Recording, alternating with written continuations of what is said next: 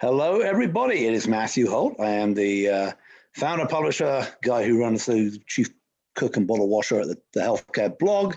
And it is time for yet another THCB Gang. We do this every week at 1 p.m. on Thursdays, on 1 p.m. Pacific time, 4 p.m. East Coast time. I don't know what time it is, whether you are in the rest of the world. And it's then held, it's available on the Friday as a podcast. So you may be listening live on video, watching us live on video. You may be listening on the podcast. Either way, I hope you're going to enjoy the show today. Great lineup of my regulars, and thank God I've got some of the women back. We were desperately short of women the last few weeks, and it was like the old bro club. But we've now at least got a 50-50 balance, even if you can't me. So who we have on today? Ladies first, Rosemarie Day, CEO of Day Health Strategies and author of Marching Towards Coverage. Deven McGraw, long time we have Deven on the show, but one of my favorite contributors, Chief Regulatory Officer at Citizen, and way back when, ran the Office of Civil Rights at HHS. Jess DaMassa, my co-host at Health in 2.0 and the host of WTF Health. And then the crusty old man, Ian Morrison, health futurist from Menlo Park, California, and Fard Johnmar, digital health guru at Enspektos from New York City. So that's it. We're all on. We're streaming live. Looking forward to the conversation. And some big news this week. We got the bill passed, and then there's been a lot of stuff going on in digital health, and then there's still that pandemic and vaccine stuff happening. So I'm going to start with going round the horn, asking what they think, and have some comments on that. So, Rosemarie, I'm going to start with you. Excellent. Yes, the America's being rescued with the American Rescue Plan that just, I guess, got signed into law by the president an hour ago, so really recently. It's a big effing deal, I believe, as he usually says when he. Exactly. So there are so many significant components of this, but I'll leave that for us all to discuss. But I would say the fact that it builds on the ACA infrastructure, and that's one of my pet favorite things to talk about, is really significant because certainly during the Democratic primaries and all the talk about Medicare for all, and my view is that's been a bridge too far politically. It's just so interesting to see the very first thing out of the gate is to build on what we've got and basically put the ACA on steroids. And, that's what we've done in Massachusetts. That can take you a lot farther towards universal health care. So I see that as very exciting. Does have a 2-year limit, but it's a start. Excellent. Deven, what have you been noticing in the bill or anywhere else? Well, I haven't had a chance to look at the bill yet, so I'm glad that some folks on this call have, and I'm glad to hear about that extension. You're going to read all 17,000 pages, I know that. No, I probably won't. If it were a privacy bill, I would. And there was actually introduction of a piece of privacy legislation that is bipartisan and has support of the Chamber of Commerce, and I haven't dug into that yet either, but it just goes to show you that, we are in an era of actually doing things, right? Doing things to fix the problems that have been plaguing us for so long. And that's super exciting, even if we probably maybe only have a 2-year window to make take maximum advantage of that. So I'm mostly thinking of stuff that happened before and how some of those things are coming to fruition. Like we are now in the under 30-day countdown to the effective date of the information blocking rules. And so that's sort of very much on my mind as we sort of see the impact of that in sort of freeing the data a bit and out of its silos and seeing more people able to access their data, and patients in particular. All right. Ian, I want to come to you, and I also want to mention that you and Jeff, Jeff Goldsmith, who are normally on the show often together, although I split you up this week, just had a piece in Health Affairs about hospitals and the pandemic, which I want to drop in there. So, but what have you been looking at? And perhaps you could say a word or two about what your thesis in there was. Well, I guess I've been looking at what we've just been talking about, just the power and I think the majesty of the American Rescue Act. I mean, I think it's you contrast that with the Trump tax cut, and it sort of really helps the least of us rather than the top 1%. So I mean, there's good there. The bad news, I think, and my kind of cursory reading of where the money goes is it's all very short term, right? I mean, it's massive injections. Over half of it is really injections, which is appropriate to the bottom half of the income distribution immediately, and will be spent by the end of the year. And there are some provisions, as Rosemarie pointed out, incrementally strengthening on where we're at. And I think Rosemarie pointed this out in one of our earlier calls. We should, God bless Sherry Abrams for getting this over the Stacey Abrams, for getting the the Georgia vote out, because none of this would have happened had we not flipped the 2 Georgia seats. So I think that's massive. And positive news on the vaccination progress. I think Slavit and the boys are doing a great job. So I'm pretty encouraged.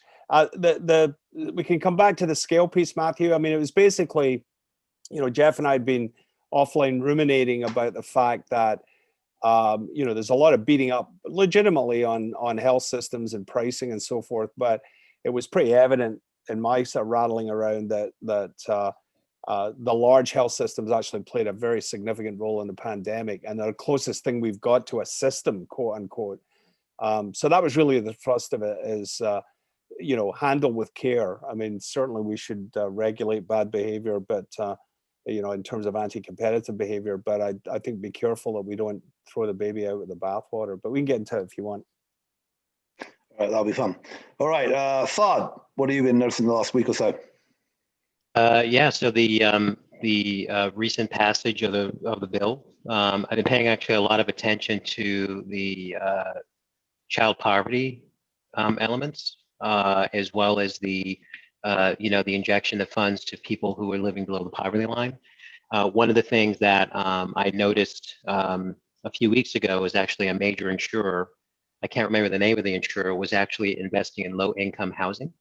So the realization that health and economics are tightly intertwined. And so one of the things that I'm interested in with the strengthening of the ACA, and I think these, even though they're short term, these injections of cash to people, lower income people, when you think about kind of digital solutions and looking at effectiveness, a lot of the times the work that I do is around outcomes and how social determinants of health and all these things impact that. So food security, all these types of things. And so the interesting thing about the bill is that it targets a lot of that stuff explicitly. And they're looking to make some of these things permanent. And so I think, frankly, that, there's a lot of discussion about the pork that's included in the bill. And, I think there could have been funds that were directed more towards some of those things. But I do think that it's a very significant bill, and I think it's going to have a big impact, even short term, on health, wellness, well-being, and people's ability to even, for example, from a health perspective, even make better choices and those types of things. So I think it's a really big deal, and it does have an impact on what people are trying to do in the chronic disease space with digital and those types of things, given the fact that the most bang for the buck is really with the populations that are being helped with this particular bill. So I think this bill is going to have a lot of ripple effects, and it's going to have an impact on healthcare in ways that I think we'll be surprised by. Yeah, well said. Jessica, I know somewhat you've been looking at, but tell the world what you've been looking at. I watched the markets, right? So everything tanked last week. So we're still on a low, but we're coming back up. So if you felt like you missed out on any of the health tech stocks that went public in the last 9 months or so, now's your chance to jump back on board. But I have to say this, the thing that blew my mind that just happened today, listen to this. Forward Health, 225 million. Yeah. Unremarkable amount at this point because everybody's getting hundreds of millions of dollars. But listen to who's in this, okay? Coastal Ventures, SoftBank money, Mark Benioff, and Super Bowl halftime sensation The Weeknd. I think primary care has jumped the shark. That's great. Did not see that. Wow. That is some news, people. The Weeknd, primary care investor. He's there in that round. How do you get those 4? That blew my mind. I'm like, there should be an award for that. Yeah, if you don't have some celebrity in your SPAC or your round, it's barely worth doing these days. I don't know. Right. Well, Something with Benioff and the weekend. Like, what more do you need? As soon as we jump off this phone, I'm going to call Anil and say, we got to get on the phone to the weekend. Totally. Absolutely. Can't find that. And Serena Williams has been in a couple of these things as well, Yeah, I know, but like the weekend and SoftBank money, like when did that happen? Strange. Well, I mean, it's interesting. While you've been talking about that in the last week, couple of things. One is that I was on a webinar yesterday with the folks from the Emily Evans from Hedgeye, which is like one of these analyst funds, and it was all about the SPAC stuff, and you kept releasing new SPACs, and it's still, there are a lot of SPACs out there, and there's a lot of ability for some of these people to go public. She kept saying to me, how long is this lasting, all the rest of it. And I kept basically saying that the Hedgeye guys have this series. I don't understand if they have the different quads. So we're in quad 2, which means ridiculous valuations, everything. Given that we just passed, $1.9 trillion, which, as Ian said, is going to go into the economy pretty quickly, you can imagine that the stock market's going to keep booming. But apparently, when earnings stop rising, there's a thing called quad 4 when the whole world falls apart. And at that point, they're particularly hammering on Clover, which they regard as a small, regional, ineffective, money-losing New Jersey insurance company, which has been valued as some kind of mystical stock business. But one of the ones that I'm surprised you didn't mention this, Jess, is that last week Oscar went public, right? Yeah. And they went out at a high rate. So there is this sort of world of these new stock market darling insurance companies who have been valued as tech companies rather than insurance companies.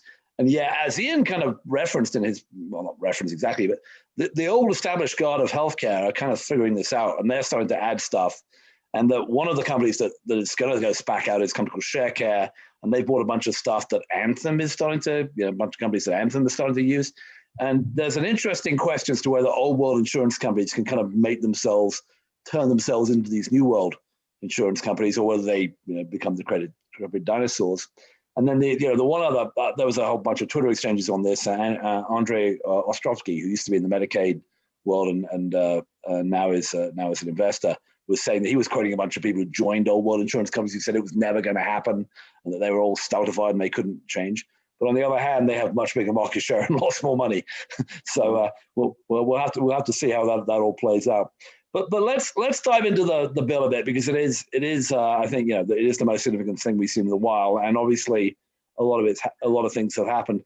I did notice one thing that wasn't in the bill, maybe unless it came out in reconciliation, was that they didn't put even like a $1 fee or tax back on the individual mandate, which would, I think, have preempted the Supreme Court decision, which is coming at some point. I see you shaking your head, Rosemarie. Was that a terrible mistake, or what do you think is going on there? That's an excellent question, because I noticed that missing as well. So I can't say that I'm inside the head of Nancy Pelosi, but it's one of those things that I think potentially could have just been a toxic.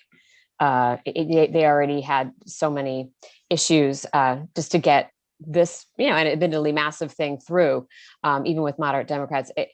I think it could have been, just like one of those poison pill kind of things, sadly. And so it's not to say it can't be addressed, in a different vehicle. So that's my 2 cents. Yeah, I feel like we're back. We finally may be coming back to a time where we actually had compromises in bills, right, in order to get things done, which is sort of a relic of what, like 5 to 10 years ago, or 4 to 8 years ago, as opposed to now, where 30 years ago. We should no longer have an expectation, notwithstanding majorities. It's extraordinarily slim in the Senate, and it's not that large in the House. You really do have to have compromise in order to get these sort of big, important proposals over the finish line, the way that it used to be with Congress. Well, you mean compromise between the 48 Democrats and the other 2 Democrats? Right. Sorry, Fard. Well, the interesting thing to me about that was, I was looking at, all the negotiation that went into it, and it's like the Democratic Party and getting this bill passed was negotiating with itself. So you have, the kind of moderates, and you have the left-wing folks, and you have the more right-wing folks, all trying to get governance done, and it's kind of like one party has become 3, in some respects in terms of getting this bill passed. And so it's kind of remarkable how, I don't even know what that means, but it's remarkable how you have one party that had to negotiate with itself in order to get the bill done. And then if you look at the compromises in the bill and even the pork stuff, it was kind of like old school legislating where they were just in the rooms, saying, hey, if I get this, you get that. And then in terms of the individual mandate, I also wonder if there might be a political calculation that if that gets blown up by the Supreme Court, that actually gives other opportunities to galvanize people to get some certain things done. So, I hate to kind of look at it from that perspective, but there's a whole bunch of stuff related to the Supreme Court and the filibuster and all types of things that maybe the calculation is if we let them blow it up in the Supreme Court, that we can galvanize and get some things done that we wanted to get done anyway. And so, it's a little bit of, strategic thinking there, but that might be one of the reasons that some of those types of things didn't get in the bill. But it's very striking to me that, that it's like a three-headed monster that the Democratic Party is, and it negotiated with itself to get the bill done. Well, I think what you said, Fard, is interesting. Is Nancy Pelosi and Biden playing sort of 4D chess here. Or the other hand is when they actually, and Deven, perhaps you can comment on this, when they actually had the hearing for the latest anti-ACA case, sounded like that the Republican, I shouldn't call them the Republican justices, but they are the Republican justices, were actually not very sympathetic to the arguments coming from Texas or so it could be they just decided that this isn't going to be overturned anyway. But the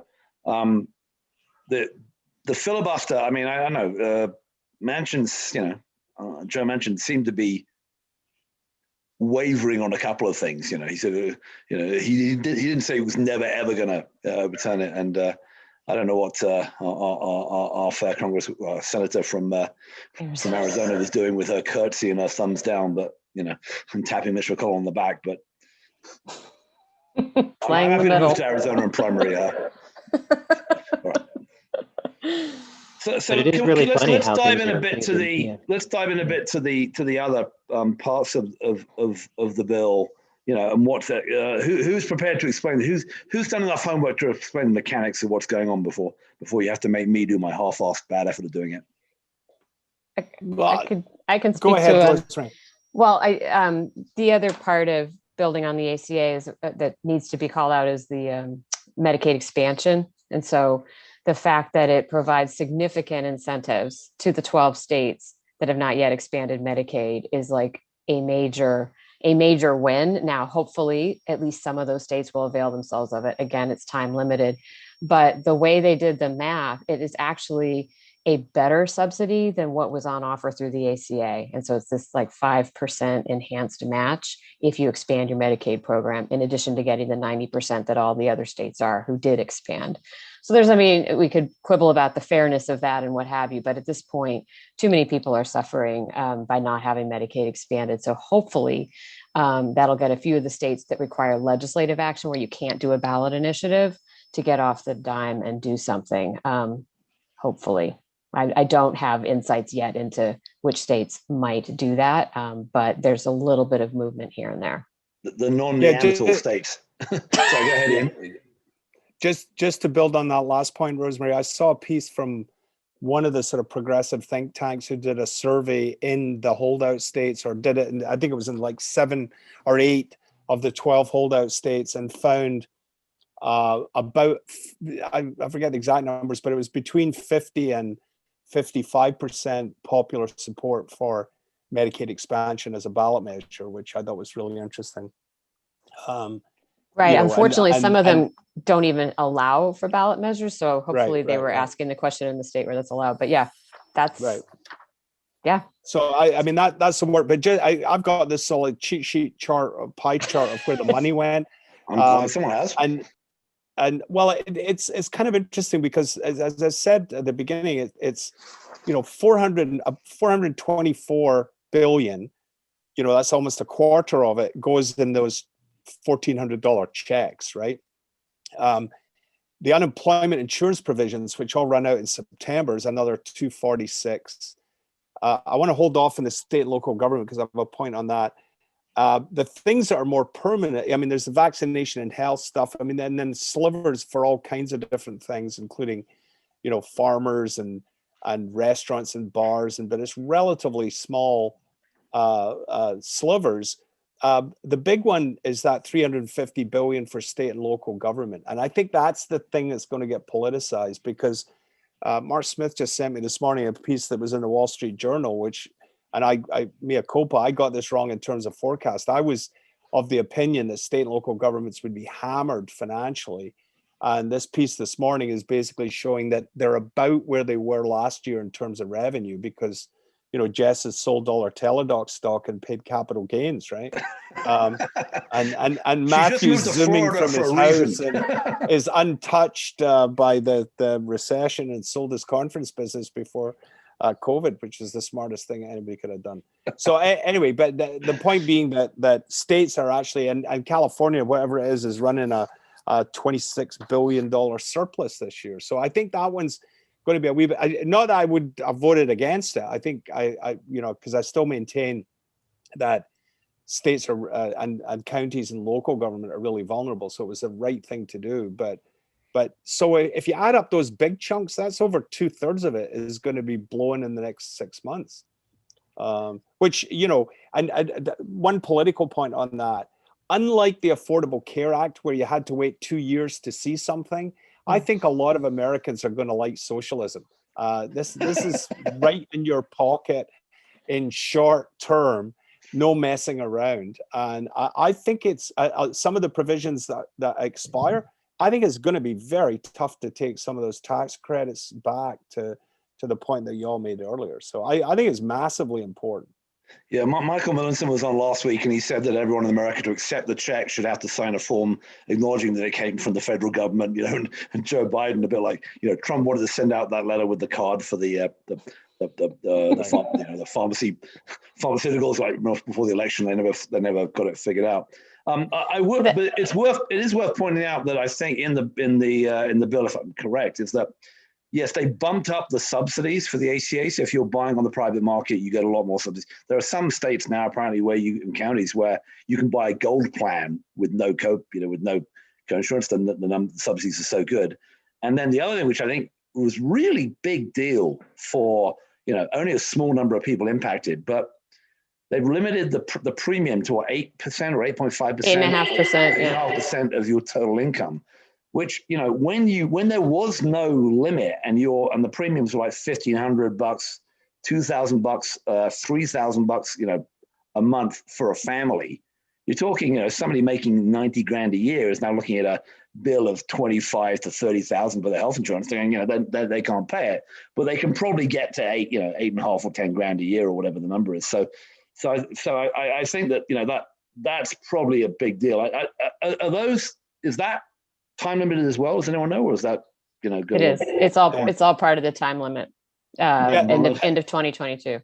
Yeah, the other one that we should talk about, and Rosemarie, you'd know better than I do, but is the Cobra Extension money too, which I think is quite interesting. I mean, I actually, you know, I'm an advisor to United States of Care, Slavitz Group, and one of the things we pitched in the memo that was sent to the Biden administration that I had suggested was like COVID Cobra, you know, a short-term thing. If you didn't want to see the cascade and massive expansion of Medicaid, not recognizing Cobra is a very expensive way to cover people. But I thought it was interesting they did that. And again, it sort of backs up the fact that, you know, the uninsured has not gone up as much as we thought, because over half of employers, when they furloughed workers, paid their health insurance. So we haven't seen that cascade that many of us predicted this time last year. Hasn't been nearly as bad as we thought. Medicaid has grown, but it would have been a lot worse if it was a direct transfer of everybody who lost their job and lost their health insurance and flipped over into Medicaid. So I think this sort of moves in that incremental direction. It's why you've got to read Rosemarie's book. Thank you, Ian. You're my best promoter. Marching awards coverage, you can see it on the shelf way behind him, the top right, above the top right overhead there. And, exactly. She'll wave it, and available to all fine bookstores.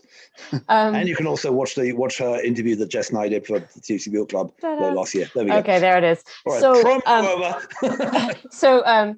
the Cobra piece is actually more time limited. I believe that's through September 2021. So ultimately, then people would need to kind of segue over to the exchanges, which would continue to have the subsidy. So that is good news, and is less disruptive to people, because still a lot of people don't know about exchanges. So this all goes on top of the expanded open enrollment period. So it's kind of boom times for folks in the health insurance exchange business. And I think all of this, your comment about socialism, Matthew, is well taken. It's interesting to see what bipartisan support there was for this bill when you look at the polling data. Like 70% of Americans supported that, which means majority of Republicans did too, which I think is why you're not hearing as vociferous of, it wasn't the way the elected officials voted, but they also haven't been trashing it in the same way. And I just read that some of them are starting to claim, voice support for it as if they had voted for it, but conveniently didn't. Yeah, I just retweeted that actually. I'm like, who was it? Some congressman who's taking credit for the 25 billion going to restaurants that he voted against. I mean, yeah. Well, let's say you run the ad. Who's in your district? Who's going to go back and check what actually happened, right? It doesn't matter. In my business, that's what they call controlling the narrative. Yeah, exactly.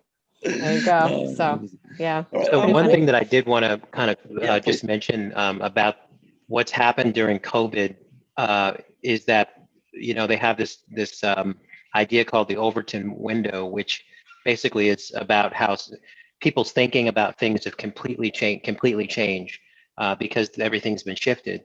And one of the things about the stimulus bill is we have universal basic income for people with children. You have an expansion in healthcare. You have these direct subsidies in terms of the stimulus. You have better coverage for people to get insurance on the exchanges who maybe had a higher income level. And so the interesting thing is that, once you put something out there and people are used to receiving it, it's very hard to claw it back. And so the interesting thing about the bill for me is that even though these things are time limited, you have to believe that there's going to be a push to make maybe 70% or 50% or 60% of some of this stuff permanent. And it's, and so I think coming out of COVID, because I do think, in the summer and the fall, we're going to see a very different world because of the vaccines and those types of things. But there are things that have permanently changed in terms of how people think about, and I think this whole idea of giving everybody checks, getting, and over time, that really does break down a lot of the arguments that, people would say often that a big joke is I'm from the government and I'm here to help. You have, literally people, millions upon millions of people receiving, $600, $900, $1,200 in their bank account when they were making that much in their 3 jobs. And so I don't think that we can underestimate the sea change that has happened because of COVID. And I think it's going to have a lot of trickle down effects in a whole bunch of areas, including healthcare. And so I think this is a really big moment. And I think we're going to see some interesting things happening because of it. Yeah. All right. Just before we leave this topic of there's a lot of stuff from this bill, but there's a lot of stuff that wasn't this bill. Notably, the $15 an hour minimum wage, didn't get put in. Some of the things that the Biden plank had in other areas. There's obviously an environment bill or an infrastructure bill or a combined environment infrastructure bill, maybe not a Green New Deal that's somewhere in the works there. And then on the healthcare side, let's not forget, he talked about a public option and he talked about bringing the Medicare age down to 60. Neither of them in these bills. What's our consensus about any chance of that stuff? I mean, while they control the Senate, any chance of that stuff happening? Do they all need to have to break a filibuster to get passed? I mean, where do we think we are on that, or are we done? Is this it? I hope we're not done. I think there's still a window coming out of the pandemic where there's still heightened awareness of the healthcare needs, and there will be a lot of discussion of the temporariness of this fix. So I think there's room for more conversation and something to happen before the midterms are upon us for 2022. Yeah, I would agree with that. I don't know the parliamentary rules well enough to understand what you can and cannot do and how often you can do budget reconciliation in a session, but I think there will be efforts to get other bigger pieces moved along. I think actually it was probably very smart to not push too hard to get the minimum wage thing put in, because there is there are different arguments about what the impact of this is going to be on labor markets and whether it's the right unit. I mean, absolutely, we should raise the minimum wage, but the question is, should that number be a federal floor that is moved up with states having the right to do it at different rates? But yeah, I think but we're not done yet. I don't think that the one thing we haven't said anything about, but which the Republicans will beat now, is deficit and debt. And I learned from my Republican friends, which I hadn't fully realized, that they don't care about deficits as long as they're in support of tax cuts. I mean, that was said to me, quite frankly, by a very senior Republican political operative, and I had never really thought about it before. You'd think the math would care, they care about it, but they don't. And so that's going to be the warfare, I think, leading up to 2022. There's never been any evidence that Republicans have cared about deficits. I mean, they said, but if you go back to the Reagan era, right, massive tax cuts and massive expansion of the military, right. There was a Bush tax raise, Bush 1, right? But no, Cheney said, Reagan showed deficit. Well, Cheney said in the Bush Jr.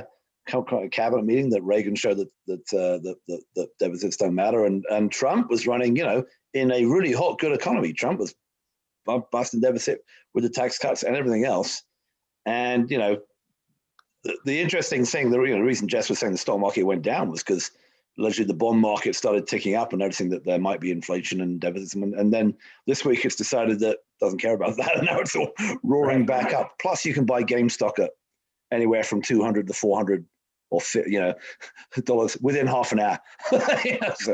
All right. I think let's turn the tune a bit. And as we have Deven here, I want to dig in a little bit to what she mentioned in her opening, which is the information blocking and the access to data legislation.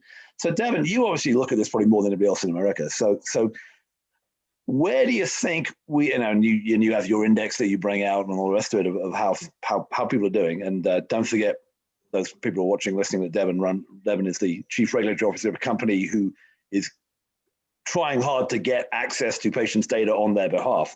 So, Deven, where do you think America's health systems and the kind of current incumbents, as it were, who own that, who control that data, where do you think they are now with all the new legislation? But there's also the price transparency legislation they've had to react to, as well as the Cures Act.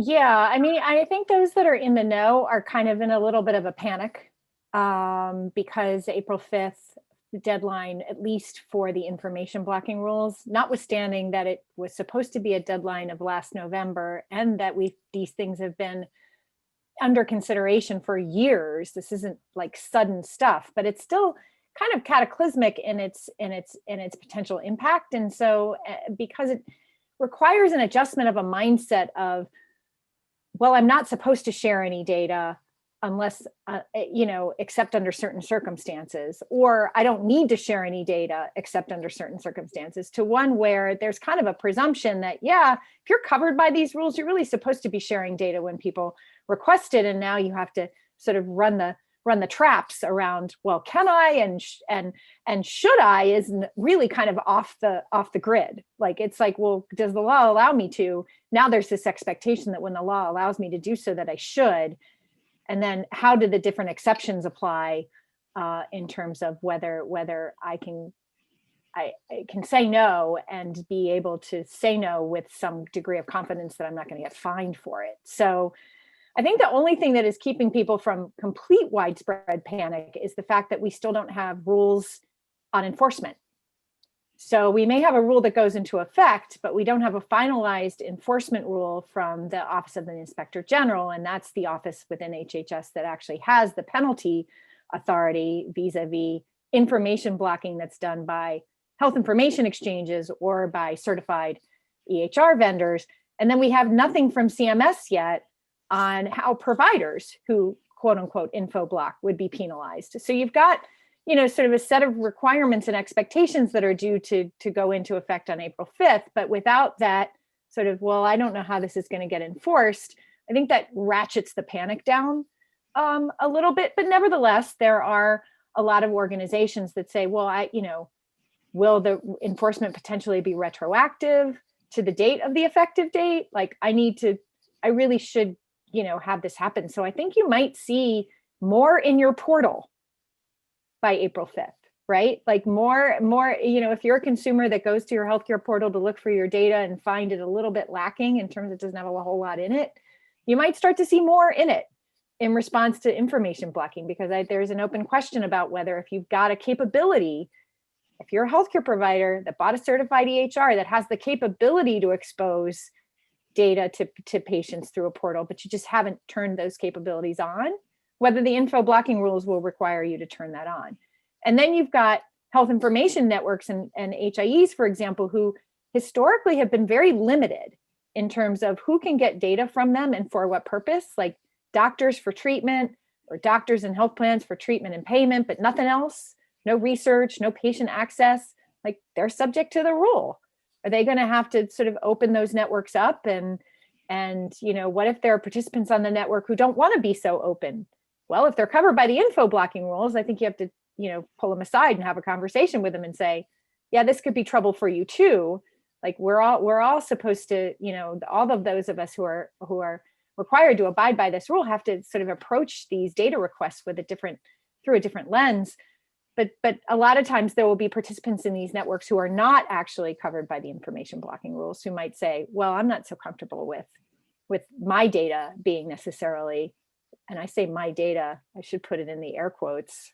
It is data they possess. So whether they own it or not is another story. But anyway, that was a little bit long-winded, but I don't think we'll see this sort of cataclysmic, oh my God, April 5th has come and suddenly there's all this data floating around everywhere that didn't exist before. But I do think we'll start to see some differences throughout the year in that regard. And then other stuff starts to come into effect later in the year in terms of health plans and their obligations to get data to patients, and then more apps having more access through APIs in the subsequent year, and lots of stuff that's sort of been triggered. And now with Mickey Tripathi at the helm at ONC, it'll sort of be interesting to see directionally where this administration takes those rules.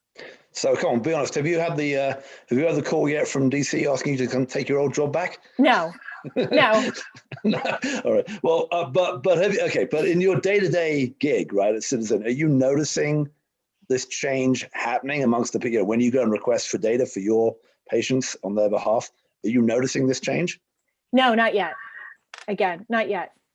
I think it'll take a bit of time. That's why I think, even though those of us who watch this stuff are sort of excited about April 5th today, it's not going to, I don't think there'll be a cataclysmic difference that will occur on that day. But I think it'll mark the beginning of a shift. If this all works right and everything's in their portal and they switch it all on, does that put Citizen out of business? No. Anything that makes it easier for us to get patients their data, because look, if you've got great portals and you've got 4 doctors and 4 great portals, you're still going to want a tool that's going to bring it all into one place.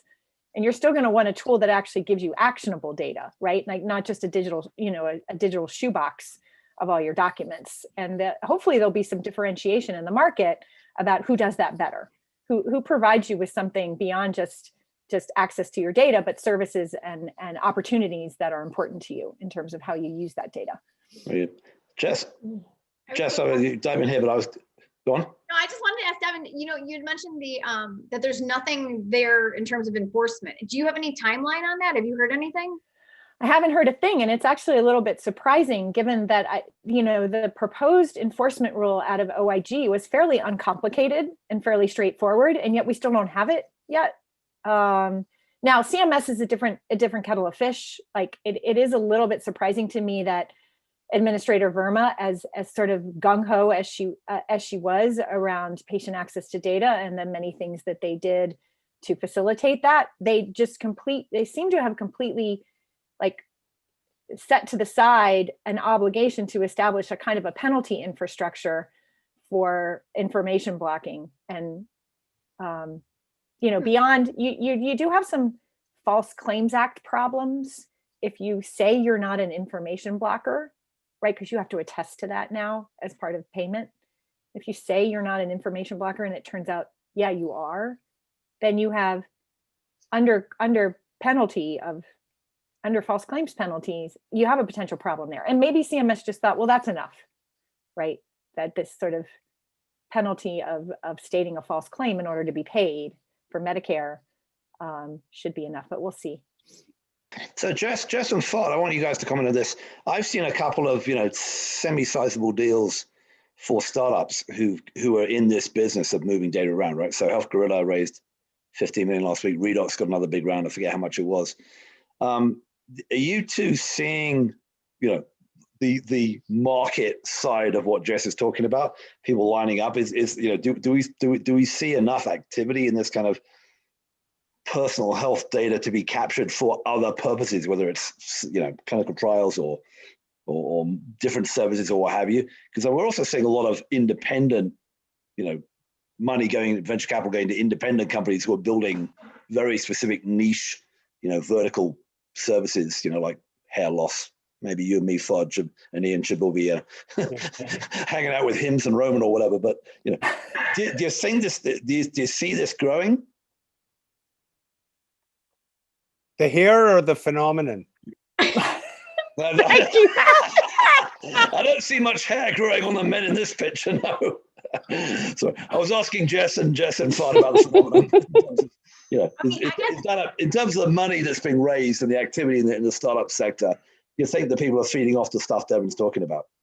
No, I think no more and no less than the fact that everybody's just throwing money at health tech in general. It doesn't matter what it is. And at this point, I mean, what was the number I had last year? $200 million in mirrors, fitness mirrors because of this pandemic. Like, we're still in that mindset. So I don't personally see any difference in that space of information movement, not any different than how it's traditionally been funded.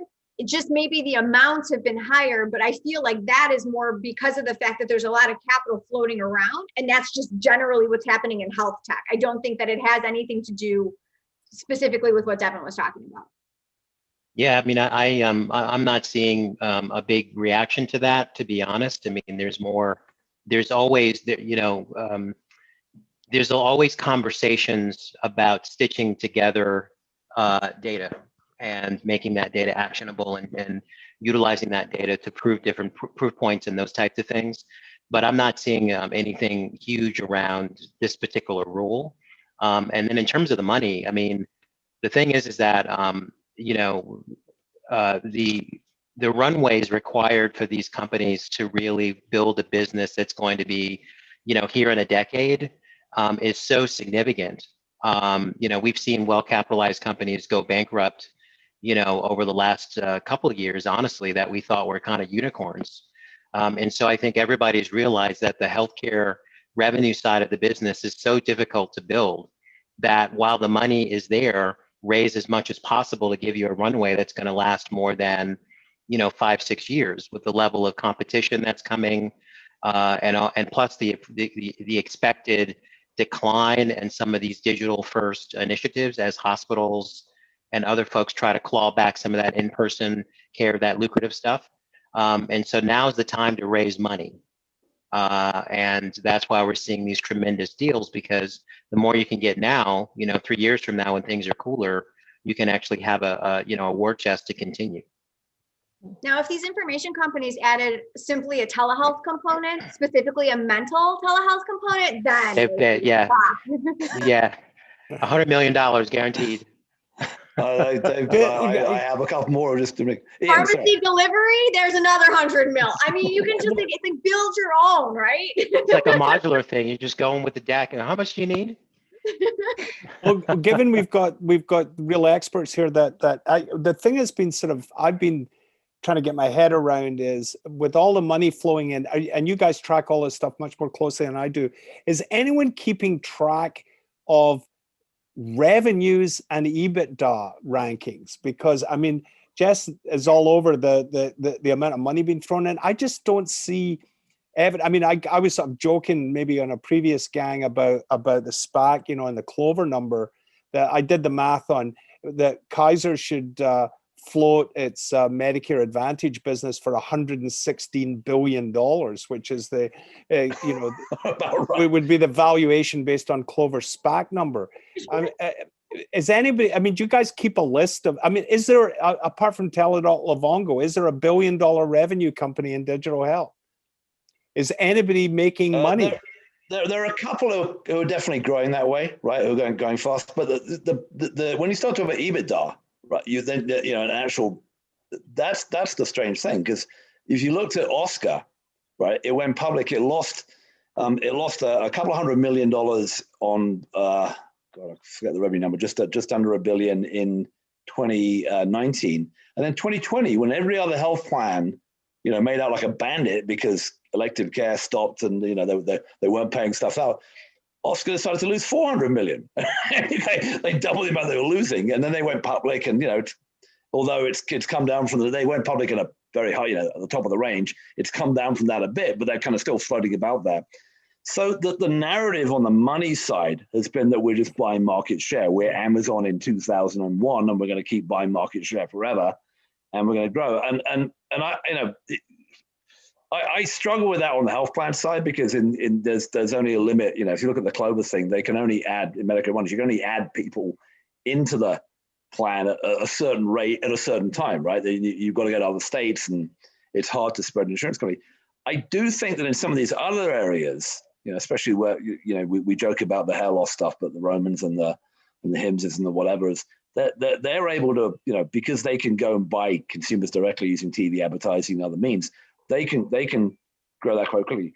But it has to be said that nobody, I mean, you know, the joke is that when I talk to my startups and say, okay, you've got to have a line that shows you lose a bunch of money now, and then one day you make a bunch of money.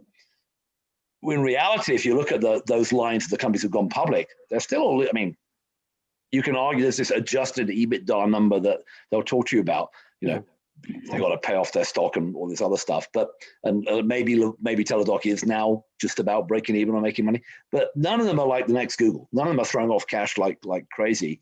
And, you know, it does come down to the reason I asked Jess and Fard to comment on what Deven was talking about is it does come down to is that you know, people, and you know, I'm probably as much to blame, if not more than anybody for this, have been saying that if you could free up all the data, well, Todd Parker's to blame. Let's assign blame where it belongs. Todd Parker's to throw Todd Parker under the bus. If you could free up the data, right, you could build services and tools and whatever on top of it and do better than if you had the data locked away, right? And we are kind of seeing the services companies coming along, and I'm wondering if there's any connection to the data. And if you like, there's any connection back to the real world that Ian, you and Jeff were writing about in terms of the systems where the patients actually are and the data actually is. There are, and I'll shut up after I say this, there are clearly some areas which are woefully underserved by the current system, where people have, you know, whether it's like, you know, hair loss amongst, you know, middle-aged men like us, or whether it's, you know, mental health, where you can see an entirely new system being built on this money. But whether it, you know, it's back to the old story, is enough that's going to have any impact on kind of where people go to get their care in the first place. I would say, actually, Jess, what did Roy Schoenberg say about from Amwell about the thing they're doing with virtual care with United? You know, there are sort of green shoots and new things like that. Yeah, he was talking about that. So Amwell and their partnership with United for virtual primary care. And then really, as you're talking, the interview that came to mind was the interview that I did with the CEO of HIMSS, who was just saying like their whole revenue model is they could care. I mean, what's interesting is that like they're focused on consumer. They're banking on the fact that millennials are going to get used to buying their care direct because it's more convenient. It's a better experience. It's frictionless. It's not that much more than what they would have paid for a copay to go and get this done through their health insurance. And it's kind of like, what do I care? I'm never going to hit and at this point, maybe because they're younger, I'm never going to hit my deductible anyway. So what does it matter if I can get it right now rather than have to make an appointment and wait on hold and press 1 for this and 2 for that, and then go to the doctor and then pay the copay and then not know and get the EOB. And then like whatever, if I can get that and get it delivered to my house in 3 days, I'm going to do it. And so their business model is more built around the bet that is going to be the healthcare consumer of the future. That person is going to age, and that person is going to demand that type of experience as they grow old, and hopefully also as they start to take care of their aging parents. So I don't know. I think it's interesting that like those companies that are focused more on consumer seem to have a little bit more promise to me than those that are focused on, okay, we're going to go now and try to figure out how to get what we have reimbursed. I think that there's kind of like a bifurcation that's happening there. And I think that'll be interesting to see how that plays out. So that's true. But then if you have, then you get people start getting sick and get cancer or heart disease. I mean, Deven, the people you're working on behalf of, they're way past the deductible, right? They're what? They're way past the deductible, Right. Oh yeah, no, absolutely. But the financials here are not just about like where are people getting their care. You think of entire industries built on leveraging health data in scientific discovery, in comparative treatments and things of that nature. That is absolutely dependent on being able to leverage good data, which is often very hard for them to get. Yeah, I mean, in terms of revenue generation, there are different segments of digital health that are a little bit less exciting, that are actually, doing relatively well from a revenue perspective. So if you're in data analytics, population health, revenue cycle management, and you're layering data on top of that, or you have a medical device company, for example, that has taken advantage of kind of a direct pay and increasing private payer and public payer reimbursement, and you have a digital component to that, you're doing quite well. So a lot of times, and you see this every cycle. I mean, Matthew, you and I have been through 4 or 5 cycles of this. So you see. I just got here. What's that? I said, speak for yourself. I just got here. So you see these really outsized numbers, in terms of the fundraising, and people get attracted to that. But then, there are companies that are trying to build revenue and slowly, kind of doing that, but it's less exciting. And I think from the direct-to-consumer side of things, there are companies, Hims and those types of companies that have this pharmacy business, and they can make money from the transactional stuff. So so there are different revenue streams. So I think if you look at different parts of the digital health ecosystem, you're going to see different revenue numbers depending on what it is that they're doing. And some of them look healthier than others. And the companies that are raising a lot of money are usually the ones, tend to be the ones that have to build out those payment rails, have to figure out how to get more reimbursement, have to figure out how to diversify their business. And so, they're raising money to solve those types of problems. I'd also argue that on the straight money raise, now the numbers have got so big, if you haven't raised that amount of money, for whatever segment you're in, and there's somebody who has raised $400 million and can put so many feet on the street and go to every single possible client of yours or buy TV advertising, you're back in the arms race, which probably reminds Ian and me of 1999 and, what was going on with the, when people were buying Super Bowl ads, for internet companies that exist the next year and that kind of stuff. I mean, we're not quite there yet, but I see that level of arms race where people don't have the time. I mean, a company like, so take a small segment like the at-home visit market with Heal and Dispatch and Rapid Ready. What's it, Just Ready or Rapid? Ready is the one that you're thinking. Who've all raised what's Dispatch is at $400 million now. I'm not sure we're seeing healthcare change dramatically where everybody is getting treated at home. But clearly that, they're placing a big bet that if they're going to go to Medicare Advantage plans or whoever it is, and be their sort of last mile delivery to the home, that you've got to be in that game pretty much now. And if you haven't raised money and have made all those connections and started that sales pitch, it's not like this, that the Medicare Advantage plans are going to wait around for 5 years to see who emerges. They're starting to make bets now. Does that change care dramatically, in 2-3 years? Maybe not. Does it become a multi-billion-dollar revenue company that Ian will be impressed by?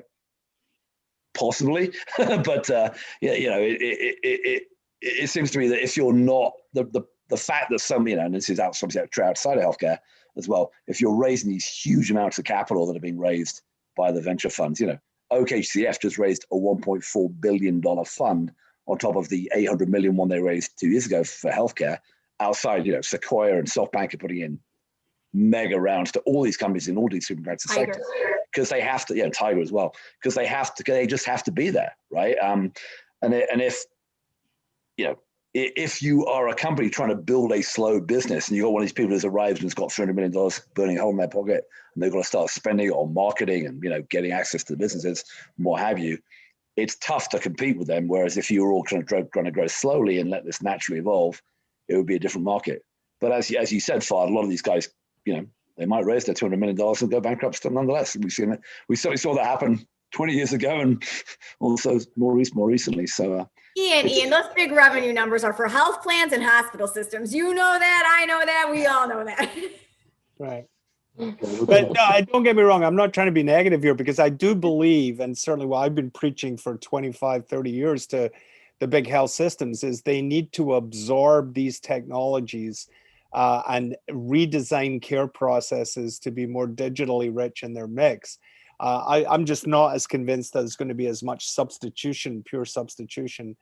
But I'm cheering these guys on for sure. I mean, I'm an advisor to Joe Swedish's Concord Health Partners, you know, which is running the AHA's Innovation Fund, and you know, making investments in the things Fard was talking about. You know, so certainly the portfolio companies are in that category of, many of them are providing analytics and support internally. And I think that's exactly how a viable business can be built. I'm just curious if we believe there are several standalone multi-billion-dollar digital health companies that will be seen outside of you know, the vendoring to the existing infrastructure. Yeah, my bet is that there certainly are in mental health, and, you know, chronic care management / at-home management in conjunction with Medicare Advantage is a big question mark, but is a probable there. But you're obviously the other thing which we were all saying is the plans that the payers moving kind of independently of the systems, right? With Optum buying a bunch of stuff in all these categories and starting to buy all these other medical groups, and it's going to be interesting, and you're seeing some activity in the incumbents, right? Mayo's doing a bunch of stuff, including with Google. Cleveland Clinic's building a whole second opinion service with Amwell. You know, you might see finally some of the breakup. You know, some of the big names becoming national brands as opposed to just being regional brands. And, you know, but yeah, it's all going to shake out. It's just we are in this remarkable time where there is so much money flooding into the public and private markets that, you know, if we're all joking about this, but there's a real reason why you should raise $100 million if you can, because the guy next to you or the gal next to you will, and they'll come and stomp on you. It's going to be vicious. Right. You know, the other thing I'll just say about, you know, the money raising and those types of things is the exits that people are looking for. Obviously, you know, the SPAC, being able to exit that way, you know, that's certainly a pathway to people realizing their investment. But the other thing, when you talked about the incumbents, that's interesting is how, you know, the United Healthcares of the world and those folks are building out these capabilities themselves, if they have that. So, you know, I think you know, it's going to be interesting to see which of these companies get to penetrate the fortress, you know, and actually able to be engaged in that way. Absolutely. All right. Well, we come to the end of another amazing hour of conversation. So real quick, I'll just end the way we always do, which is go around the horn and ask people what excitement they're looking for in the next couple of weeks. So I'll start with you, Rosemarie. What are you looking for? So beyond the rescue plan, I think is we're seeing the kind of push and pull between government leaders and teachers and trying to get kids back to school, because there's just been this crisis for mental health for kids, and lost years that I've now realized are going to translate into potentially some permanent inequities, and we don't want to see that. And so it's like, how fast can we get the vaccine out so we can get teachers comfortable so that we can have kids back in school? I think that's really critical over the next couple of weeks. Matthew, you're on mute. Matthew, I think you're on mute. Sorry, I was clicking 5 buttons at once. Deven. Yeah, I back on vaccines again. I'm sort of disappointed with the progress or lack of progress that I feel like we're making in the state of California. And so I hope that that'll get turned around, particularly given all the pressure that our governor is under with this recall effort. So I see other states making significant progress. My parents finally got vaccinated in Florida, which I had become convinced was never going to happen. So at any rate, this is obviously key to so many things. So more progress, more vaccines. Ian. Well, on that one, I'd love to hear this group talk about it. I know nothing about it, but I think it's going to be a big screaming deal is vaccination passports. I'm a big follower of Bob Wachter, and he just did a great thing with the Israeli folk about what they're doing right now. And I think in the next couple of months, that's going to be massively important. And I think it's going to be the ultimate fight club. If you think masks are controversial, wait till you get to vaccine passports. I mean, I think this is going to be culture wars too. Absolutely. I've been in some conversations with a bunch of people, including some folks in the digital health service in the government about this, and scheduling's a mess, as we know, and vaccination passports is going to be another. It's going to be interesting. Jessica, what are you expecting the next couple of weeks? Next couple of weeks, going to see if those tech stocks rebound, and then we've got earnings. And so this will be earnings for like the first part of this year where people have actually been vaccinated. So it'd be interesting to see if the numbers on some of those telehealth companies have changed now that people can go back to places of care instead of being forced to use virtual care. Fard. Yeah, so I'm looking at the ripple effects from the bill, especially as it relates to these direct payments in the childcare stuff. I'm also looking at vaccinations and what's going to happen over the next few months, whether or not we start to see a rebound in the overall economy and what that's going to mean. And then in terms of the funding environment, I think we probably have 3-4 months of continued very rapid fundraising. I think the bond market and inflation and worries about an overheated economy are going to bring the inflation narrative and the deficit narrative back in full force. So we'll see what that means for asset prices, and then if asset prices we start to see a decline, then we're going to start to see maybe a bit of a pullback in some of the funding stuff. But we'll see what happens as we get into the summer. The good old quad 4, as they call it in the hedge eye world, but we'll see how that goes. Well, we've come to the end of another THCB Gang. This was episode 46, the March 11 one. We will be back next week, same time, same place, on March the 18th with a different lineup. But I want to thank my lineup today: Rosemarie Day from Boston, Deven McGraw from somewhere lost in Northern California these days, DaMassa, who's one of the California Exodus, who's now hanging out in the pleasant climes of Jacksonville, Florida, Ian Morrison from Menlo Park, California, and Fard Johnmar from New York, New Jersey. You've been watching or listening to THCB Gang. Thanks for your time. We look forward to seeing you all.